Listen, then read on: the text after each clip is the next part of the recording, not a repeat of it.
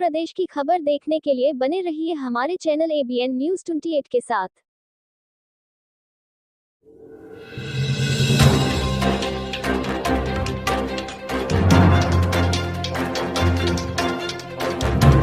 नमस्कार, मैं हूं अर्चना। आप देख रहे हैं ABN न्यूज़ 28। कानपुर प्रधानमंत्री भारतीय जनौषधि केंद्र PMBJP का उर्सला अस्पताल में हुआ शुभारंभ। जिलाधिकारी श्री जितेंद्र प्रताप सिंह ने उर्सला आज अस्पताल में प्रधानमंत्री भारतीय जनौषधि केंद्र का उद्घाटन किया। प्रधानमंत्री जनौषधि योजना के तहत स्थापित ये केंद्र आम जनता को किफायती दरों पर गुणवत्तापूर्ण जेनेरिक दवाएं उपलब्ध कराने हेतु खोला गया है। इस केंद्र के माध्यम से जरूरतमंद मरीजों को सस्ती दवाओं की सुविधा मिलेगी।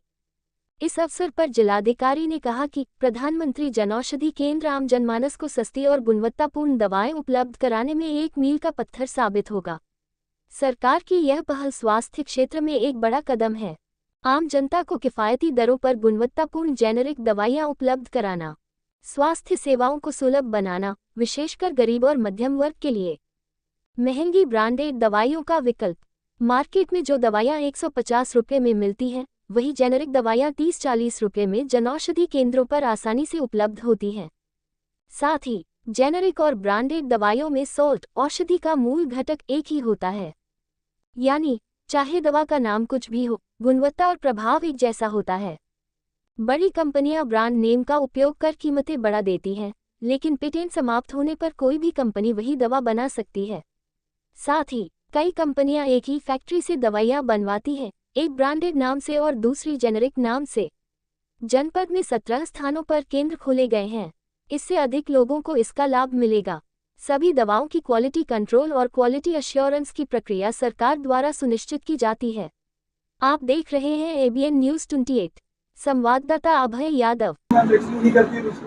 तो जनौषधि की जो कंपनी है और अदर कंपनी सारी सेम, इसमें कोई ऐसा नहीं है, ये कई मिथ्या है सर, गुमराह किया जाता है। भारत सरकार की और राज्य सरकार की जो एक महत्वपूर्ण योजना है वो प्रधानमंत्री जन औषधि केंद्र है, और जिसका उद्देश्य ये है कि जो दवाइयाँ बाजार में बहुत ज़्यादा महंगी मिलती हैं, उसका जो जेनेरिक सॉल्ट्स होते हैं वो बहुत ही कम कीमत पे 1/6 दाम पे मिल जाएंगे। जैसे मान लीजिए सेफेक्साइम है, अगर मार्केट में वो 150 रुपए की है, तो यहाँ पर आपको 30-35 रुपए में मिल जाएगी 10 गोलियां या 15 गोलियां।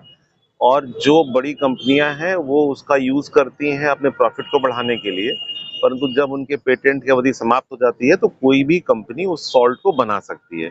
तो इसका कॉन्सेप्ट यही है कि जो हमारे गरीब लोग हैं, अगर इलाज कराना चाहें, उसी क्वालिटी की दवाई, जिसे वो QC 2.6 कहते हैं, उसी क्वालिटी की दवाई यहाँ पर 1/6, 1/4 दामों में मिल जाएगी।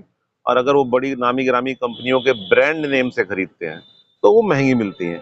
मजे की बात यह है कि सॉल्ट वही होते हैं, और जो थर्ड पार्टी मैन्युफैक्चरर होते हैं वो ही सिप्ला के लिए बना रहे होते हैं, वही इनके लिए बना रहे होते हैं।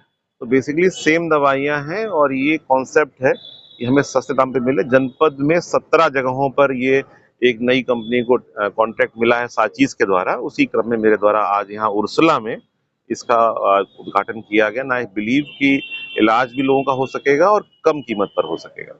अरे भ्रम फैलाया प्रूव कर चुकी है कि जो मानक है क्वालिटी एश्योरेंस के, क्वालिटी कंट्रोल के, वो बिल्कुल सेम है।